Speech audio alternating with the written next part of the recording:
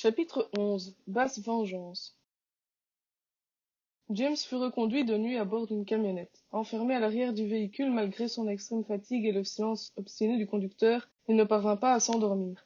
Au bout de 2 heures, ils firent halte à une station-service pour boire une tasse de thé et se rendre aux toilettes. James fut autorisé à effectuer le reste du trajet dans la cabine. Un panneau de signalisation lui apprit qu'il se trouvait près de Birmingham et faisait route vers Londres. Il devait avoir parcouru une centaine de kilomètres, mais ces indices étaient insuffisants pour deviner la localisation de Cherub. Ils arrivèrent au centre vers 3 heures du matin. La porte d'entrée était fermée à clé. James actionna la sonnette puis patienta de longues minutes. Un éducateur braqua une lampe torche vers son visage avant de le laisser entrer. « Où est-ce que t'étais passé, bon sang ?» James n'avait pas imaginé que Cherub ait pu l'enlever sans prévenir le personnel de l'orphelinat. Pris de court, il bredouilla une excuse. « Je suis allé me balader. »« Pendant 26 heures ?»« Ben... Au lit, James, on s'occupera de ton cas demain matin. » Après la journée qu'il avait passée dans les installations de Cherub, James trouva le centre plus sale et plus triste que jamais. Il regagna sa chambre en silence, mais Kyle se réveilla lorsqu'il referma la porte. « Salut Einstein, t'étais passé où ?»« T'occupe, rendors-toi. »« J'ai entendu parler de tes exploits dans la boutique d'alcool. Tu as vraiment le chic pour te mettre dans les pires situations. » James sortit de sa poche le spray antidouleur que lui avait donné l'infirmière de Cherub, s'administra une pulvérisation dans chaque narine puis commença à se déshabiller. « Je ne peux pas dire que tu ne m'avais pas prévenu, dit-il. Vince flippe comme un malade, il pense que tu l'as balancé, qu'il t'a envoyé dans un autre centre pour assurer ta protection. Je ne suis pas une balance, je trouverai un autre moyen de me venger. Laisse tomber, James, ne lui donne pas l'occasion de te faire du mal. » Rachel réveilla James en le secouant violemment par les épaules. « Tu es encore au lit ? Il est 10h30, tu devrais déjà être au collège. » Il s'assit et se frotta le visage. Son nez le faisait souffrir, mais sa migraine s'était dissipée. « Je suis rentré à 3 heures du matin. Tu ne crois pas que tu es un peu jeune pour traîner en boîte de nuit ? J'ai juste, comment dire... » Il ne parvenait toujours pas à trouver une excuse crédible pour justifier son escapade. « Je veux te voir en uniforme devant la porte dans 20 minutes. Je suis crevé. La faute à qui ? J'ai mal, ajouta-t-il en désignant son nez. Encore une bagarre, je suppose. Non. Alors, qu'est-ce qui s'est passé ? Je crois que j'ai dormi dans une position bizarre. Rachel éclata de rire. James, c'est l'excuse la plus bidon que j'ai jamais entendue. Ton nez a doublé de volume et tu as un œil au beurre noir. Un œil au beurre noir ? James posa les doigts sur sa paupière gonflée. Il avait toujours rêvé d'avoir un coquard qui lui donnerait l'air d'un vrai dur. « Je peux voir l'infirmière ?» demanda-t-il. « Tu verras celle de West Road. »« S'il te plaît, Rachel, ne m'envoie pas au collège, je crois que j'en mourrais. »« Tu es ici depuis 3 semaines, James, tu as eu un avertissement de la police, tu as été arrêté pour vol, nous avons reçu une plainte de ton collège concernant ton comportement en classe, et maintenant tu disparais pendant un jour et demi. On est plutôt coulant ici, mais notre patience a des limites. Mets ton uniforme, si tu as un problème avec mes méthodes, prends rendez-vous avec le directeur. » James était en train de préparer son sac de classe lorsque Jennifer Mitchum fit irruption dans sa chambre. « Tu n'es pas trop fatigué pour aller au collège ?»« Ordre de Rachel. » La psychologue verrouilla la porte et s'assit sur le lit de James. « Ces tests sont épuisants, n'est-ce pas ?»« Qu'est-ce que vous dites ?»« Je sais où tu te trouvais, James. Je suis l'une des personnes qui t'ont recommandé auprès du docteur McCafferty. La dernière chose dont je me souviens, c'est d'être monté dans votre bureau après ma convocation au poste de police. C'est vous qui m'avez fait une piqûre ?» La femme sourit. « Je plaide coupable. Alors, envisages-tu de rejoindre Cherub ? Ce campus est génial, je ne vois aucune raison de refuser. C'est une formidable opportunité, j'ai adoré les années que j'ai passées là-bas. Vous faisiez partie de Cherub ? Oh, ça remonte à l'âge de pierre. Mes parents sont morts dans l'explosion d'une conduite de gaz. J'ai été recruté dans un orphelinat, tout comme toi. Vous avez participé à des missions ? 24, largement assez pour obtenir mon t-shirt noir. De quoi parlez-vous ? Tu n'as pas remarqué que les résidents du campus portent des t-shirts de couleurs différentes ? Si, là-bas, personne ne m'a adressé la parole sous prétexte que je portais un t-shirt orange. C'est la couleur réservée à ceux que nous appelons les invités. Il faut obtenir l'autorisation de Mac pour leur parler. Le t-shirt rouge est réservé aux pensionnaires les plus jeunes. Dès l'âge de 10 ans, ils reçoivent un t-shirt bleu ciel, ce qui signifie qu'ils sont prêts à passer le programme d'entraînement initial qui leur permettra de devenir des agents opérationnels. Une fois ces épreuves franchies, ils reçoivent un t-shirt gris. Les agents ayant accompli une performance exceptionnelle au cours d'une mission peuvent se voir décerner le t-shirt bleu marine.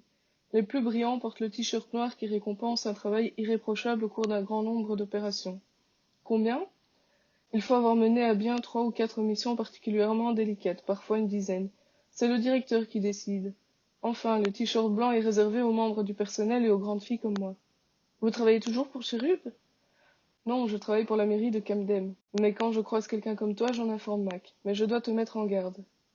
Je vous écoute. La vie sur le campus est difficile au début. Tu devras acquérir un grand nombre de compétences en un minimum de temps, car Cherub souhaite que tu puisses les mettre en œuvre avant d'être trop vieux.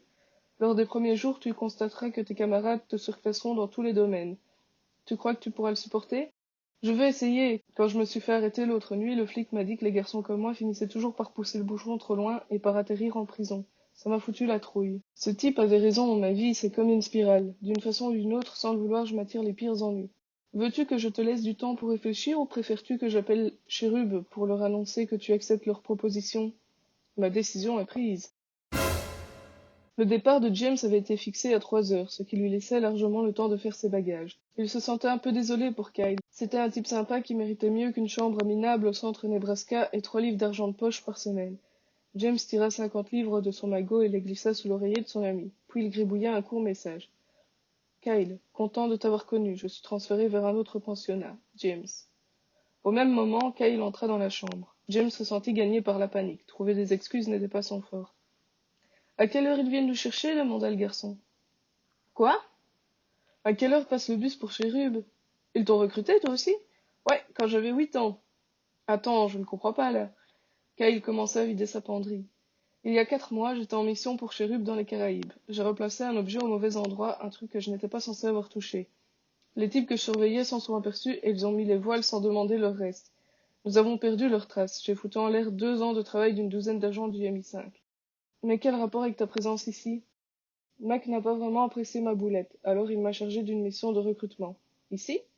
Tu as tout compris. Il m'a envoyé dans ce trou à rats pour repérer des recrues. Ton dossier scolaire a attiré l'attention de Jennifer, elle a fait en sorte que nous soyons logés dans la même chambre pour que je puisse t'évaluer. Alors, tout ce que tu m'as raconté à propos de tes parents, c'est des bobards?